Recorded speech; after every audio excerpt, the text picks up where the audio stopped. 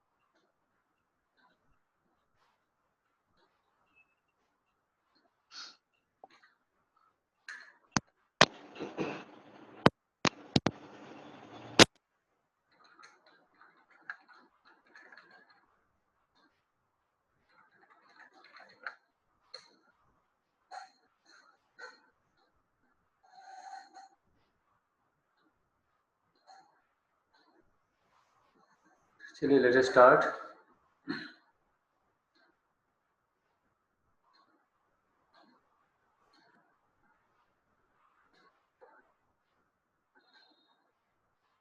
Let me share the screen.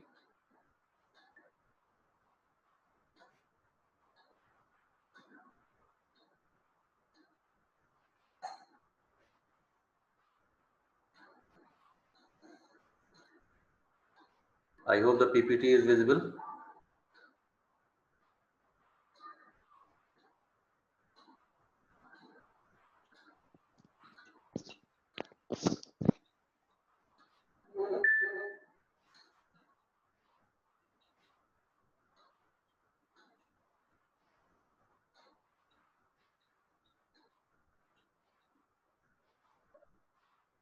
Yes sir. हाँ,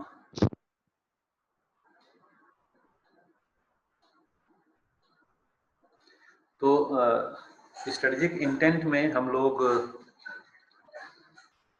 vision के बारे में बात कर चुके, मिशन के बारे में बात की थी पिछली क्लास में। तो यस सर। ऑर्गेनाइजेशन का जो भी स्ट्रेटेजिक डायरेक्शन होगा उसके ऊपर काम इन दोनों चीजों से शुरू होता है। तो सबसे पहले ऑब्वियसली कहाँ हमें पहुंचना है, क्या बनना है, यानी कि ये हमने जब डिसाइड कर लिया विजन में, और वो पाने के लिए या वहां पहुंचने के लिए करना क्या है ये डिसाइड कर लिया हमने मिशन के थ्रू। नेक्स्ट स्टेप होगा कि हम अपनी वैल्यूज डिसाइड करें, ऑर्गेनाइजेशन की वैल्यूज क्या होनी चाहिए। अब वैल्यूज टर्म को ठीक से समझना जरूरी है। यहाँ पर आप बताएंगे आशीष, वैल्यूज मतलब क्या हुआ?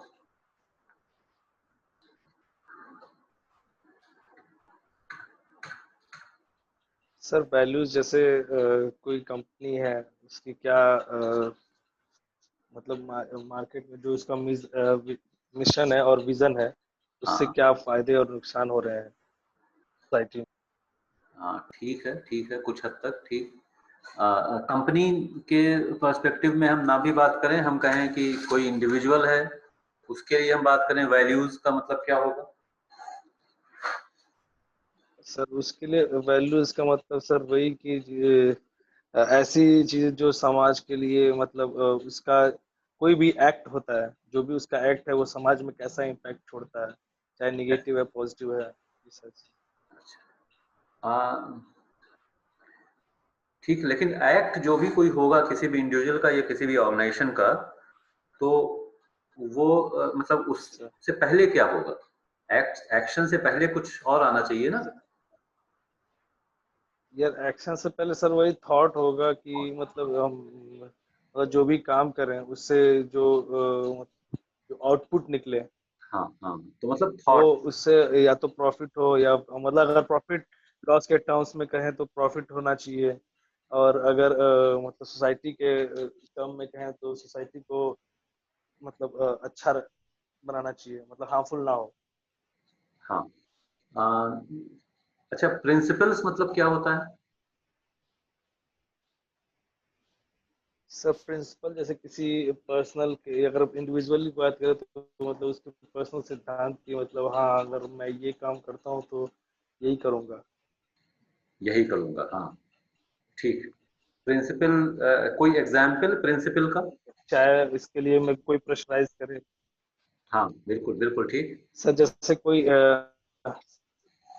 सर जैसे कोई ऑफिसर है किसी रैंक पे, मतलब चाहे एक आईएएस अफसर है चाहे एक आईपीएस है, तो वो उसका एक प्रिंसिपल है कि वो ईमानदारी से काम करेगा, या वो किसी से घूस नहीं लेगा, है ना, या कोई कभी गलत काम नहीं करेगा, तो उसके लिए चाहे उसको कितना भी प्रेशर किया जाए, चाहे उसके लिए उसको कितने भी रिश्वत दी जाए, बट वो उस चीज को नहीं करेगा क्योंकि ठीक। वो उसके प्रिंसिपल्स के खिलाफ है। हाँ, ठीक ठीक। ये यही चीज थोड़ा सा क्लियर हम लोग इसको समझेंगे। वैल्यूज का बेसिक पर्पस इसको समझने का यही है। अ, विदेश, आपको आवाज आ रही है? विदेश, चैट बॉक्स में टाइप करो, आवाज आ रही है कि नहीं आ रही है।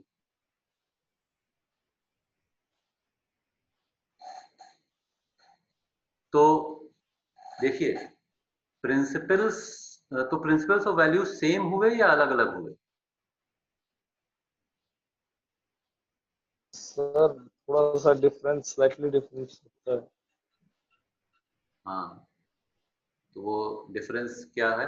मैं बताऊं, आप बताएंगे, या आप बताने की कुछ कोशिश करें? सर सर आप एग्जैक्ट में तो मतलब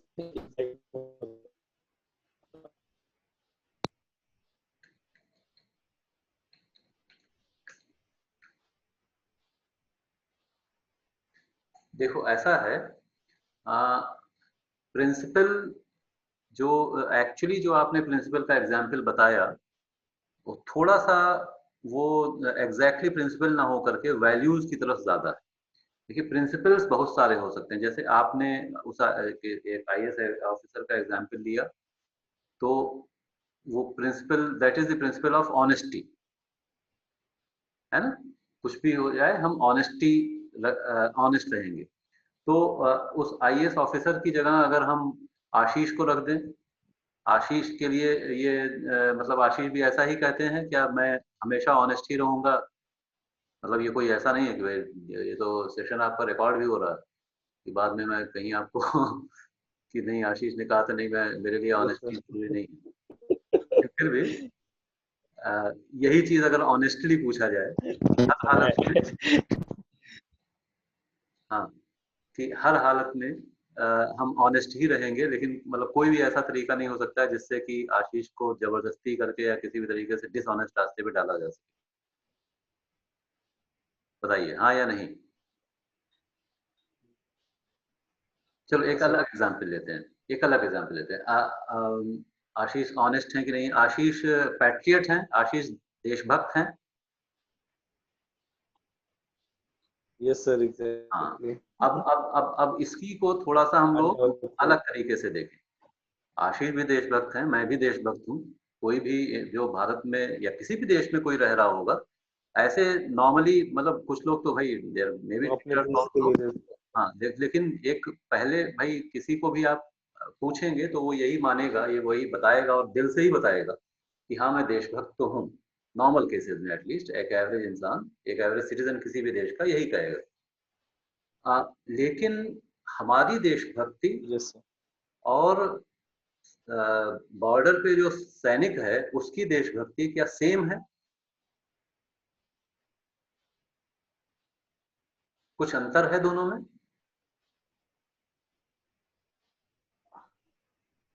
सर कुछ अंतर वैसे मतलब अगर इमोशनली देखा जाए तो कोई अंतर नहीं है, बट अगर मतलब टास्क और इनसे रिलेटेड की चीजें हो, तो एक्चुअली वो जब वो उसमें फौज में या किसी आर्मी में जाते हैं, ठीक है, तो उसके बाद से सर उस चीज को उनके अंदर काफी हद तक इम्प्लीमेंट कर दिया जाता है कि हाँ भाई आप डिसिप्लिन रह के और इन सब चीजों का आपको यही करना है।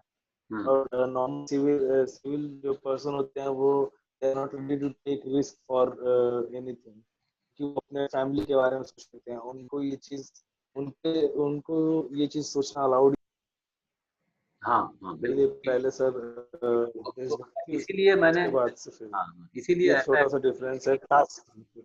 हाँ हाँ, ऐसा एग्जाम्पल मैंने इसीलिए लिया कि एक सैनिक है, मतलब एक आर्म पर्सनल है, या फिर एक पुलिसमैन है, तो वहां पर इस प्रिंसिपल का क्या मतलब है, या कि देशभक्ति किया, अपनी ड्यूटी के लिए ऑनेस्ट है, ड्यूटी के लिए हम ऑनेस्ट हैं अपने, तो एक तरह से देशभक्ति हो ही गई। तो वो ऑनेस्टी या इंटेग्रिटी, यस।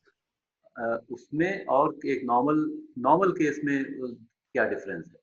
कोई भी इंडिविजुअल है, मैंने एक सैनिक का एग्जाम्पल लिया, कोई टीचर है, मैं पढ़ा रहा हूँ, तो मैं अपनी ड्यूटीज एज टीचर जो भी हैं वो मैं अगर प्रॉपरली परफॉर्म कर रहा हूँ तो मैं भी देशभक्त हूँ। आप स्टूडेंट हैं, आप अपने स्टूडेंट की यस। रिस्पॉन्सिबिलिटीज को अगर प्रॉपरली परफॉर्म कर रहे हैं तो आप भी देशभक्ति ही कर रहे हैं।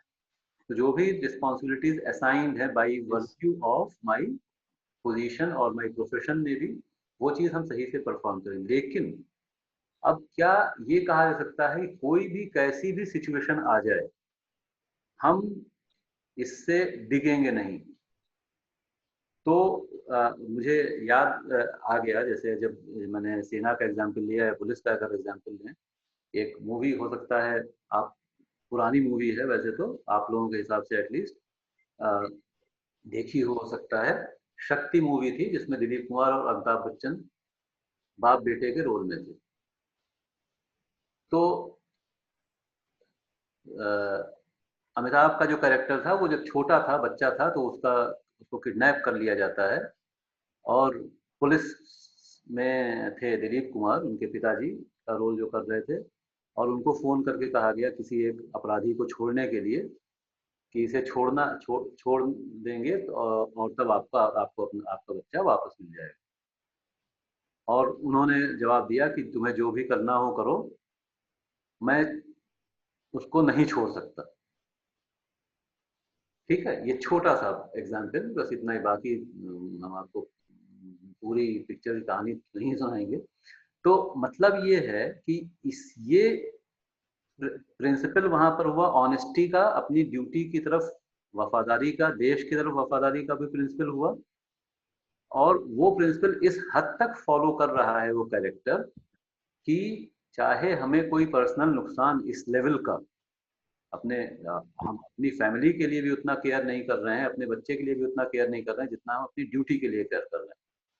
तो इस तरह की सिचुएशन में क्या कोई ड्यूटी के भी लिए आम कर रहे आदमी, हम आप अगर पड़ जाए कि हमें जो बहुत प्यारा है, जो भी आपकी रिस्पॉन्सिबिलिटी है, अब कोई मुझसे आकर के, भाई ऑब्वियसली ऐसा तो नहीं कहेगा कि आप क्लास ना लीजिए वरना आपके परिवार को ऐसी हानि हम पहुंचा देंगे, ऐसी कोई बड़ी चीज बहुत ऐसी इंपॉर्टेंस वाली चीज तो बहुत नहीं हो रही है। लेकिन ऐसी कोई सिचुएशन आ जाए किसी के सामने, तो भी क्या वो उस पर्टिकुलर प्रिंसिपल को नहीं छोड़ेगा। ठीक है, तो हम अपना, हमारा जो भी काम है हम उसे ईमानदारी से करेंगे, ये हमारा प्रिंसिपल। लेकिन कोई भी चीज ऐसी नहीं हो सकती है जो कि हमें अपने प्रिंसिपल से डिगा सके, तो वो हमारी वैल्यू। तो उसी तरह से देशभक्त हम भी हैं, देशभक्त वो सिपाही भी है, लेकिन वो सिपाही देश के लिए अपनी जान भी दे सकता है। ऐसा हो सकता है कि हमारे सामने ऐसी सिचुएशन आ जाए कि या तो देश है या तो आप हैं, तो हम जान ना दे पाए।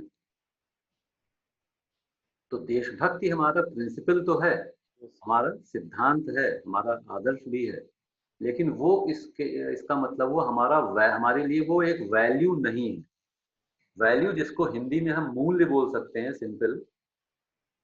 तो वैल्यू को ऐसे डिफाइन किया जा सकता है, एक तरीका ये डिफाइन करने का है कि हमारी वैल्यू हमारे वो प्रिंसिपल्स हैं जिनको कि हम बाकी हर चीज से ज्यादा वैल्यू देते हैं। तो हमारी वैल्यूज, हमारे मूल्य, वो वो प्रिंसिपल्स, हमारे हमारे लिए कई प्रिंसिपल्स होते हैं। हम ट्रुथफुल हैं, हर आदमी ट्रुथफुल होता है, कोई ऐसे जानबूझ करके तो झूठ नहीं बोलता है, लेकिन कहीं फंस गए तो झूठ भी बोल देंगे। हम पंक्चुअलिटी की किसी के लिए वैल्यू हो सकती है कि कुछ भी करना है टाइम पे हमें शुरू कर देना है, टाइम पे पहुंच जाना है, कहीं जाना है टाइम पे ही पहुंच जाना है, लेट नहीं होना है। ये पंक्चुअलिटी एक प्रिंसिपल हो सकता है, ट्रुथफुलनेस प्रिंसिपल हो सकता है, ऑनेस्टी प्रिंसिपल हो सकता है, पैट्रियोटिज्म प्रिंसिपल हो सकता है। लेकिन में से कोई भी प्रिंसिपल जो ऐसा हम मान रहे हैं जिसके साथ हम किसी हालत में कॉम्प्रोमाइज नहीं कर सकते, वो हमारे लिए वैल्यू हो जाएगा। तो वैल्यू वो प्रिंसिपल है जिसकी वैल्यू हमारे लिए बाकी हमारी हर चीज से ज्यादा है। ये समझ के रखना चाहिए, चाहे इंडिविजुअल हो चाहे ऑर्गेनाइजेशन हो। अब कोई ऑर्गेनाइजेशन है, हर ऑर्गेनाइजेशन, कोई ऑर्गेनाइजेशन ये नहीं कहेगा कि कस्टमर सेटिस्फैक्शन वो नहीं चाहता। हर ऑर्गेनाइजेशन कस्टमर्स को सेटिस्फाई करके ही सरवाइव कर सकता है। तो हर ऑर्गेनाइजेशन की वैल्यू है customer satisfaction, at least stated value तो ये है। लेकिन अभी इधर कुछ दिनों से मेरे ख्याल से बिल्कुल रिसेंटली तो मैंने वो ऐड नहीं देखा, लेकिन इधर एयरटेल का एक बहुत ही तेजी से ऐड ये दिखाया जा रहा है कि हम जीरो कस्टमर कंप्लेंट्स अचीव करना चाहते हैं। ध्यान है आप लोगों को?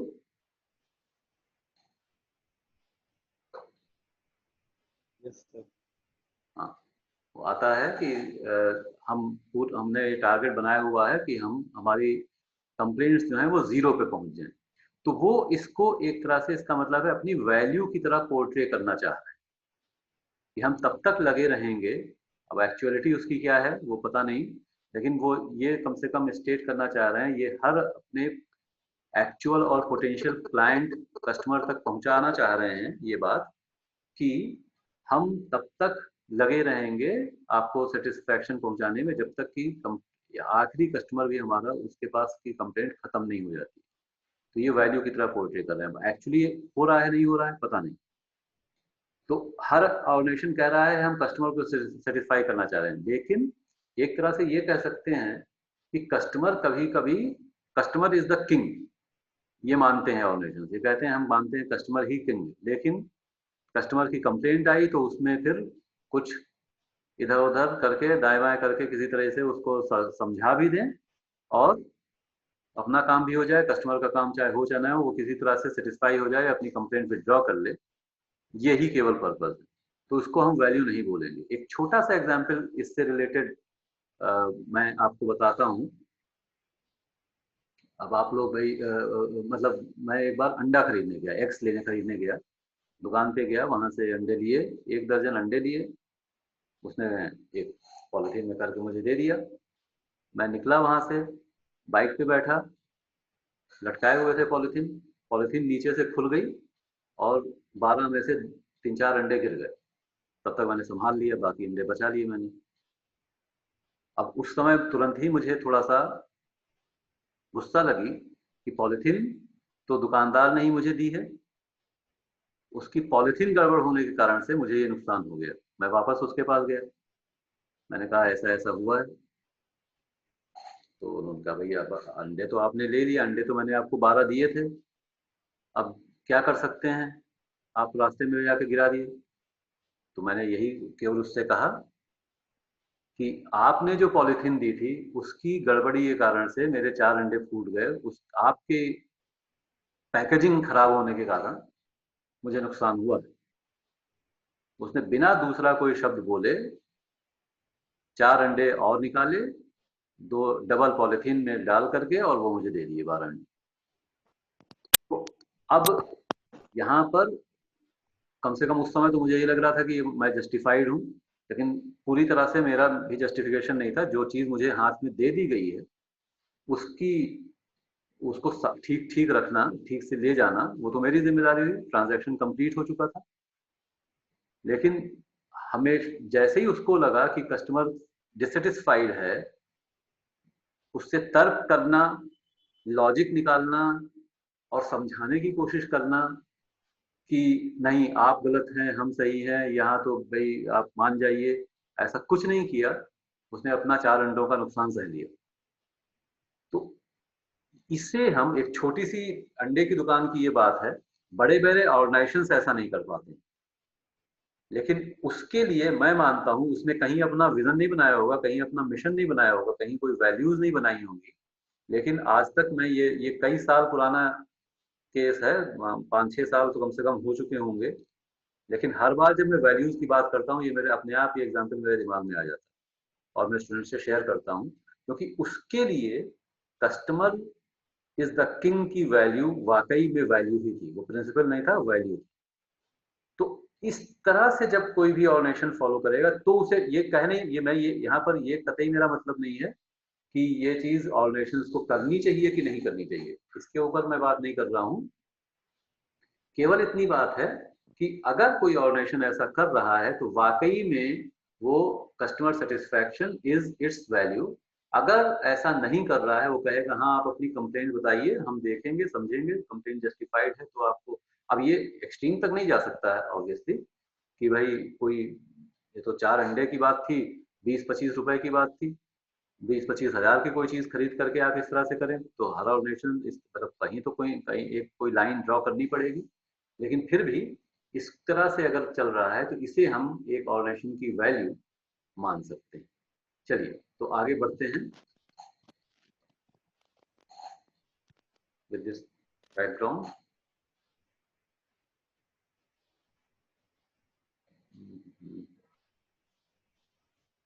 सिस्टम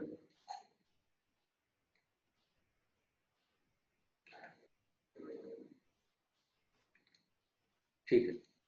तो वैल्यूज क्या है? Values are enduring, passionate and distinctive core beliefs, and they are an essential part of developing organizational strategy। तो ऑर्गेनाइजेशन की जो स्ट्रेटजी होगी, ऑब्वियसली हम स्ट्रेटेजिक डायरेक्शन ऑर्गेनाइजेशन का डिसाइड कर रहे हैं अभी, तो अगला स्टेप जो होगा स्ट्रेटेजिक फॉर्मुलेशन का, उसमें ऑर्गेनाइजेशन की स्ट्रेटजी फॉर्मुलेट की जाएगी। तो ऑर्गेनाइजेशन की जो भी स्ट्रेटजी होगी वो इसके ऊपर डिपेंड करेगी। कस्टमर सेटिस्फैक्शन वैल्यू है, अच्छी क्वालिटी देना हमारी वैल्यू है, कॉस्ट इफेक्टिवनेस देना, कॉस्ट के जो भी कुछ पैसा हमें कस्टमर दे रहा है उसके बदले में ज्यादा से ज्यादा रिटर्न उसको देना in the form of the product, ज्यादा से ज्यादा सेटिस्फैक्शन, ये वैल्यू हो सकती है। तो जो भी हमने वैल्यू बना रखी है, फिर हमारी जो स्ट्रेटजी होगी ऑब्वियसली उसी के बेसिस पे बनेगी। They are based on enduring tenets, tenets और प्रिंसिपल्स और गाइडिंग प्रिंसिपल्स जो कि एंड्योर कर रहे हैं, वो हमेशा चलते जाएंगे। To adhere to no matter what mountain one climbs, कहीं पर भी कोई भी प्रॉब्लम आए तो जो भी वैल्यूज हैं हमारी, उनको हम किसी हालत में नहीं छोड़ेंगे, तभी हम उन्हें अपनी वैल्यूज बुला सकते हैं, बोल सकते हैं। These are organisations core values और principles. Organisations core values, they are part of its study foundation. पहले पॉइंट में जो कहा गया उसी को थोड़ा सा रिपीट किया जा रहा है यहाँ पे। They are the beliefs that guide the conduct, activities as well as goals of the organization। जो भी वैल्यूज होंगी उसी के हिसाब से स्ट्रेटजीज बनाई जाएंगी, उसी हिसाब से उसकी एक्टिविटीज होंगी ऑर्गेनाइजेशन की, उसी हिसाब से वो काम करेगा और उसी हिसाब से उसके गोल्स भी डिसाइड हो जाएंगे। They establish why the organization does what it does and what it stands for। इसका बेसिक प्रिंसिपल, गाइडिंग प्रिंसिपल क्या चीज है जो कि वो हमेशा फॉलो करेगा, क्या करता है, क्या अचीव करना चाहता है, किस तरह से अपने से एसोसिएटेड जितने भी स्टेक होल्डर्स हैं उनको किस तरह से ट्रीट करेगा, ये सारी चीजें वैल्यूज से पता चलती हैं। Values are deeply held convictions, deeply held conviction, पूरी तरह से हमने मान रखा है कि यही हमारी वैल्यू है, इसको हम छोड़ नहीं सकते एज एन ऑर्गेनाइजेशन और as an individual. Priorities and underlying assumptions that influence the attitudes and behaviors of an organization। तो जो भी कुछ मान लिया, कोई स्टूडेंट है, उसने अपनी वैल्यू बना रखी है, किसी भी हालत में हमें क्लास नहीं छोड़नी है, तो ये एक वैल्यू हो सकती है। कोई एम्प्लॉई है, उसने वैल्यू बना रखी है कि किसी भी हालत में मुझे लीव नहीं लेनी है, टाइम पे ही पहुंचना है, ऑर्गेनाइजेशन में कभी भी लेट नहीं होना है, ये एक वैल्यू हो सकती है। कभी कभी मुझे याद है, कुछ साल पहले मैंने कुछ अखबार में न्यूज़ पढ़ी थी, कोई एम्प्लॉई था किसी बैंक में, पूरा करियर उसका जो था रिटायरमेंट तक का, उसने एक भी छुट्टी नहीं ली। तो सालों लंबे करियर में एक भी छुट्टी नहीं ली। अब कितना मुश्किल ये हो सकता है, मतलब उन्होंने शादी भी की तो संडे को की थी, जिससे कि मुझे छुट्टी ना लेनी पड़े। अब ये उनकी वैल्यू थी, इसको पूरी तरह से उन्होंने फॉलो किया। Strong values account for why some organisations gain a reputation for such strategic traits as leadership, product innovation and total customer satisfaction। तो ये कुछ अलग अलग वैल्यूज की बात हो रही है यहाँ पर। अच्छी लीडरशिप, ऐसी लीडरशिप जो कि सारे हमारे एम्प्लॉय, सभी लोग जो ऑर्गेनाइजेशन से रिलेटेड हैं, उनको उनका ध्यान रखेगी, ये एक वैल्यू हो सकती है। प्रोडक्ट में इनोवेशन हम लाएंगे जहां भी पॉसिबल होगा, ये वैल्यू हो सकती है। टोटल कस्टमर सेटिस्फैक्शन की बात हम लोग पहले से कर ही रहे हैं, ये भी वैल्यूज हो सकती हैं। तो जब वैल्यू किसी ऑर्गेनाइजेशन ने इसको बना लिया और लंबे समय तक इसी चीज को फॉलो कर रहे हैं, तो धीरे धीरे अपने आप उनकी एक रेपुटेशन बन जाएगी, मार्केट में चला जाएगा, पता चल जाएगा कि यहाँ पर भाई ये ऑर्गेनाइजेशन जो है ये टोटल कस्टमर सेटिस्फैक्शन के लिए जाना जाता है, ये ऑर्गेनाइजेशन जो है ये इनोवेशंस के लिए जाना जाता है। Values never change. वैल्यू भी जो भी बना ली है, ऐसा नहीं हो सकता है कि आज कोई एक वैल्यू है और कल को कोई दूसरी वैल्यू है। ऑब्वियसली स्ट्रेटेजिक इंटेंट में हम लोग ये बेसिक जो चीजें देख रहे हैं, विजन, मिशन, वैल्यूज, ये लंबे समय के लिए होती है। नेवर चेंज का मतलब यही हुआ कि लंबे समय तक वो वैल्यूज ऑर्गेनाइजेशंस को फॉलो करनी चाहिए। वैल्यूज के लिए आगे और हम क्या कह सकते हैं? An organisations values can dominate the kind of strategic moves it considers और रिजेक्ट्स। तो जो वैल्यू है, स्ट्रेटेजी कोई भी हम जब फॉर्मुलेट करेंगे, तो क्योंकि जो भी हमारी वैल्यूज हैं उनसे हम कॉम्प्रोमाइज नहीं कर सकते हैं, तो उन्हीं के हिसाब से हमारी स्ट्रेटेजीज भी बनेंगी। When values and beliefs are deeply ingrained and widely shared by directors, managers, and staff, they become a way of life within the organization and they mold organizational strategy। mold organizational strategy तो हम बता ही चुके, पहले ही हम लोग बात कर चुके, लेकिन ये भी ध्यान रखना है कि इतने इंडिविजुअल के लिए कोई वैल्यू फॉलो करना और ऑर्गेनाइजेशन के लिए कोई वैल्यू फॉलो करना, दोनों में मुश्किल हो। कि इंडिविजुअल केवल हम अकेले हैं, हमने बना रखी हमारी वैल्यूज हैं कुछ, ऑनेस्टी, पैट्रियटिज्म, जो भी कुछ हमने कुछ बना रखी, पंक्चुअलिटी, प्रोफेशनलिज्म, कुछ भी इस तरह से वैल्यूज हैं, तो केवल हम ही को उसको फॉलो करना है, आसान हो जाएगा। लेकिन ऑर्गेनाइजेशन की वैल्यू की जब हम बात करेंगे, तो ऑर्गेनाइजेशन में टॉप से बॉटम ये चीज आनी चाहिए।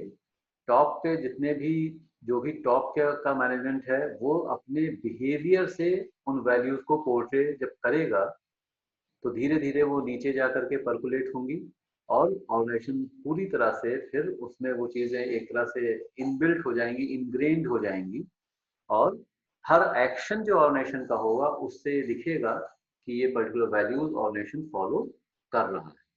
हम कुछ भी करेंगे क्वालिटी से कॉम्प्रोमाइज नहीं करेंगे, तो हर काम जो भी करेंगे उसमें क्वालिटी दिखनी चाहिए। TQM, टोटल क्वालिटी मैनेजमेंट ये प्रिंसिपल्स फॉलो होने चाहिए।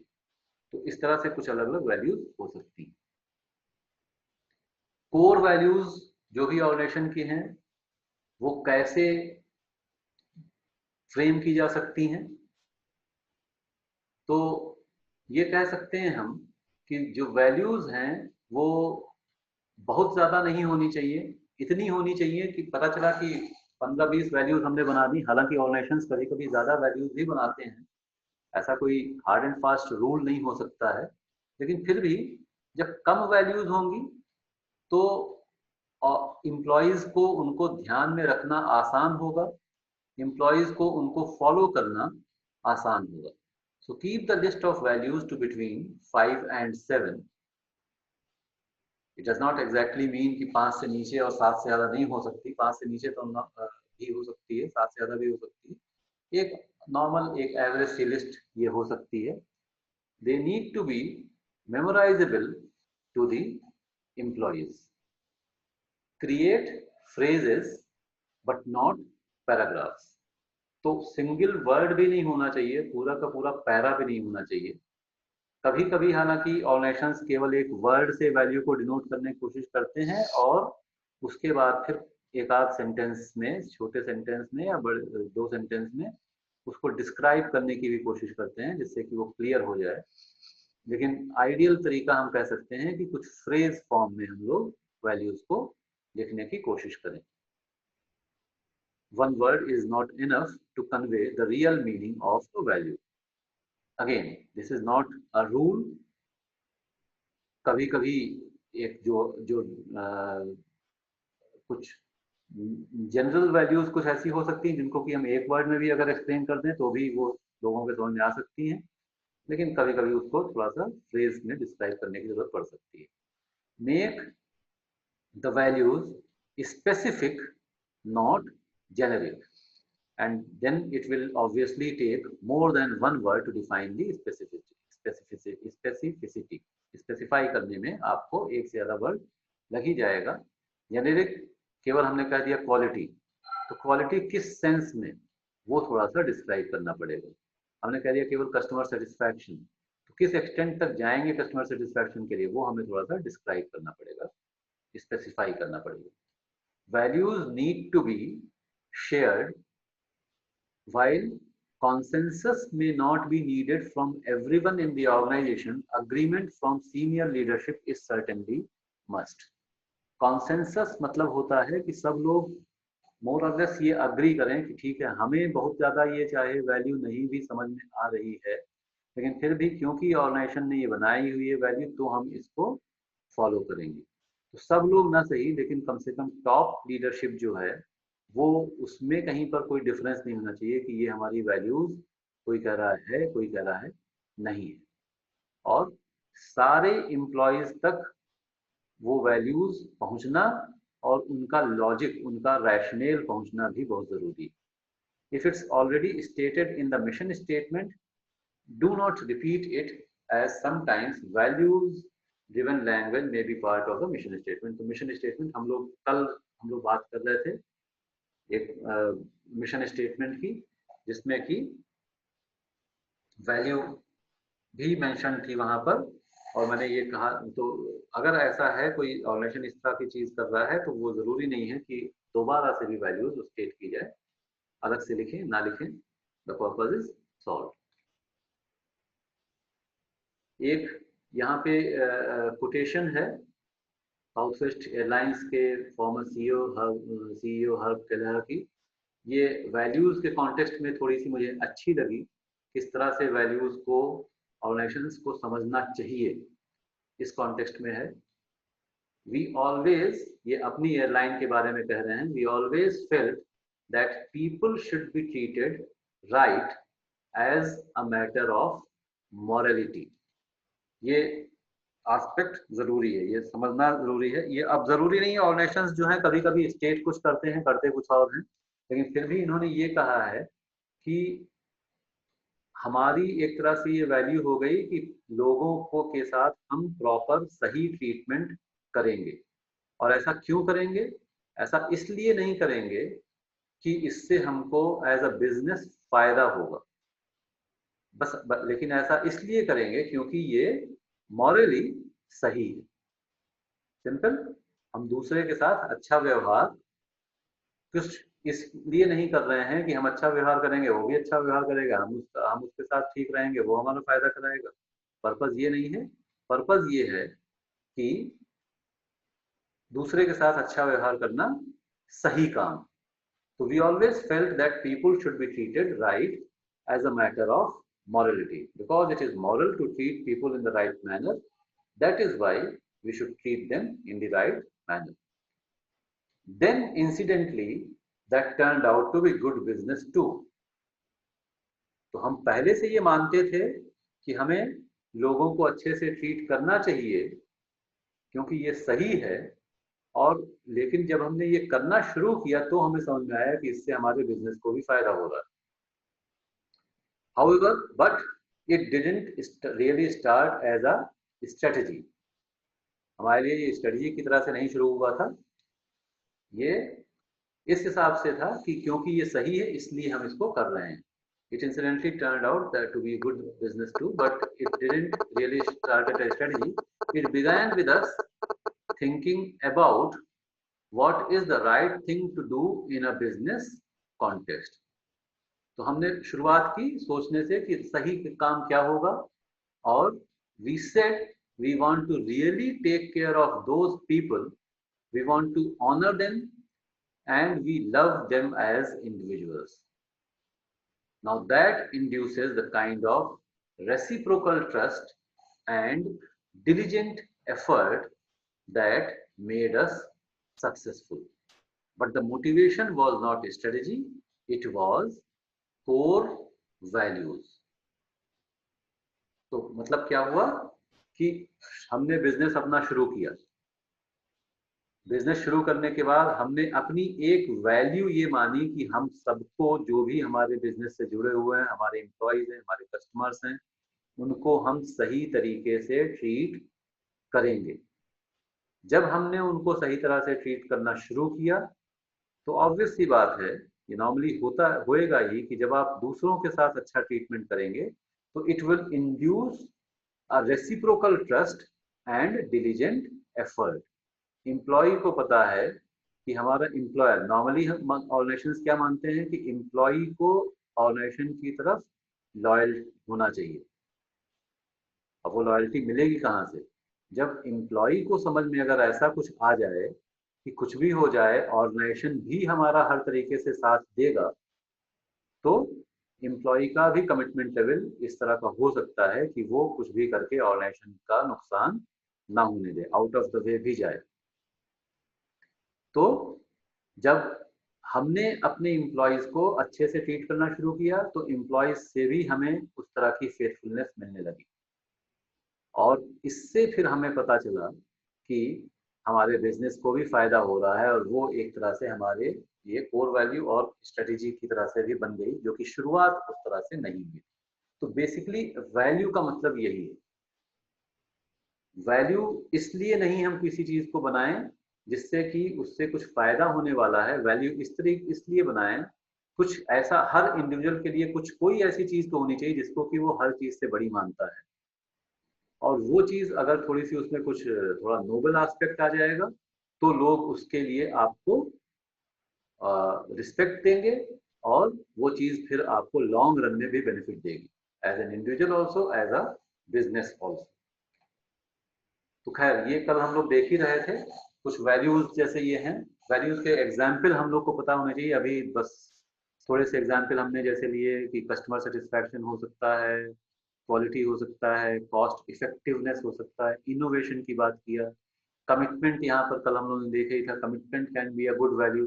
तो अब जैसे अब बीएचईएल के इस स्ट्रेटेजिक इंटेंट के स्टेटमेंट में इन्होंने वर्ड्स का यूज जरूर किया है, लेकिन वर्ड्स को फिर डिस्क्राइब भी कर दिया है। तो good governance can be a value, respect for each individual, ये इनकी वैल्यू है। अब ये चीजें हम लोग केवल इसलिए देख रहे हैं जिससे कि हमें ये समझ में आया कि अगर कोई एक ऑर्गेनाइजेशन है या अगर कोई एक प्रोफेशनल भी है तो उसके लिए क्या क्या वैल्यूज हो सकती हैं। लॉयल्टी, एक्सेलेंस, इंटेग्रिटी, इसी तरीके से कुछ और वैल्यूज BHEL का ही एग्जाम्पल है, अलग अलग समय पर अलग अलग इस तरह से वैल्यूज उनकी हो सकता है। Meeting commitments to make to external and internal customers, जो भी हमारा कमिटमेंट है वो हम पूरा करेंगे। जो चीज जो हमने कमिट किया वो उसको उससे फिर हम पीछे नहीं हट सकते, तो हमारे ये एक वैल्यू हो सकती है, और इससे जो भी लोग हमसे जुड़े हुए हैं उनको हमारे ऊपर कॉन्फिडेंस आएगा। तो this is a good value. Foster bearing creativity and speed of response. Creativity bearing, कोई एक पर्टिकुलर डायरेक्शन क्या होगा उस डायरेक्शन को हम प्रॉपरली फॉलो करेंगे। क्रिएटिविटी हम हमेशा ऑर्गेनाइजेशन में क्रिएटिव स्पिरिट एक रखेंगे। स्पीड ऑफ रिस्पॉन्स, कोई भी इश्यू हमारे सामने आता है तो उससे उसको हम तेजी से रिस्पॉन्ड करके उसको रिजॉल्व करेंगे, ये भी वैल्यू हो सकती है। Respect for dignity and potential of individuals, लोगों की डिग्निटी को हम रिस्पेक्ट करेंगे, उनके पोटेंशियल को, वो क्या कर सकते हैं उसको हम रिस्पेक्ट दे रहे हैं। Loyalty and pride in the company, किसी भी कंपनी में ये वैल्यू एक अच्छी होनी चाहिए कि हम उस कंपनी का पार्ट हैं, इसमें हमको गर्व महसूस हो। टीम प्लेइंग, तो ये भी हो गया। और जील टू एक्सेल, हम जो भी करेंगे उसको एक्सेल करें, उसमें एक्सेल करेंगे। Integration and fairness in all matters, ये अलग अलग वैल्यूज हो सकती है। कुछ और एग्जाम्पल देख लें हम लोग वैल्यूज के। सॉरी, ऊपर वाला कैसे हो?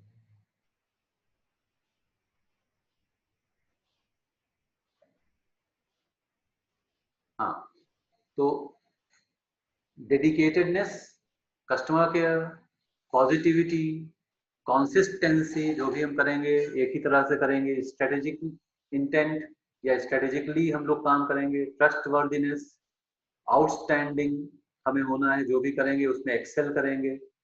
ट्रेनिंग के ऊपर फोकस करेंगे। जेन्युइन, जो भी करेंगे वो सही तरीके से ही करेंगे, उसमें कहीं हमारे अंदर कोई कोई कुछ छुपाने की कोई टेंडेंसी नहीं होगी। Value itself can be a value. Support, reality, helpfulness, अलग अलग तरह के प्रिंसिपल्स हो सकते हैं। एक्सेलेंस, तो ये कई सारे अलग अलग एग्जाम्पल्स हैं जिनको कि हम लोग वैल्यूज में बांध कह सकते हैं। 100% एफर्ट देना है, honesty, productivity, development of employees, continuous improvement value हो सकती है। इसी लिस्ट में सब ये सब दिए हुए हैं। तो दीज फ्रेंडलीनेस, एनर्जेटिकनेस, ये अलग अलग वैल्यूज ऑर्गेनाइजेशंस की इस तरह से हो सकती है। तो वैल्यूज के बारे में इतना ही। कोई डाउट किसी को?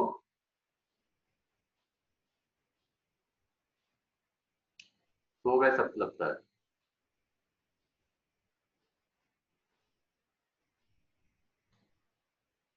आशीष, आयुषी, विंदेश, कोई डाउट?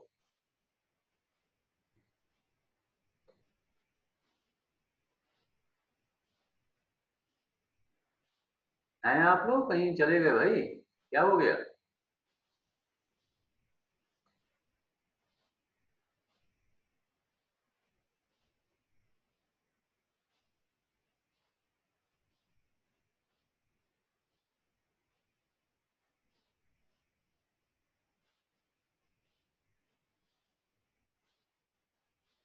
आशीष एंड आयुषी, विंदेश के तो माइक में ही कुछ दिक्कत है।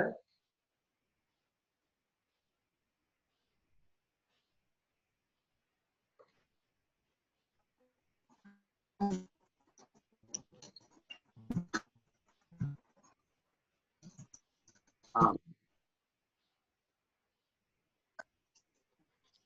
चलिए, ठीक रहा, समझ में आया कुछ आज आप लोग को?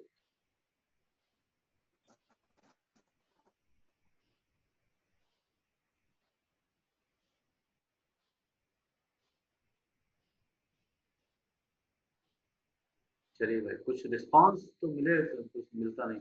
मैं ये पीपीटी अभी शेयर कर दूंगा ग्रुप में आप लोगों के, ठीक है? और फिर चलिए, समझ आ गया। आयुषी को तो समझ में आया, अच्छी बात है। ये पीपीटी मैं शेयर कर दे रहा हूँ अभी ग्रुप में, इसको देख लीजिएगा। और फिर नेक्स्ट वीक मिलते हैं, इसे आगे कंटिन्यू करेंगे। Thank you.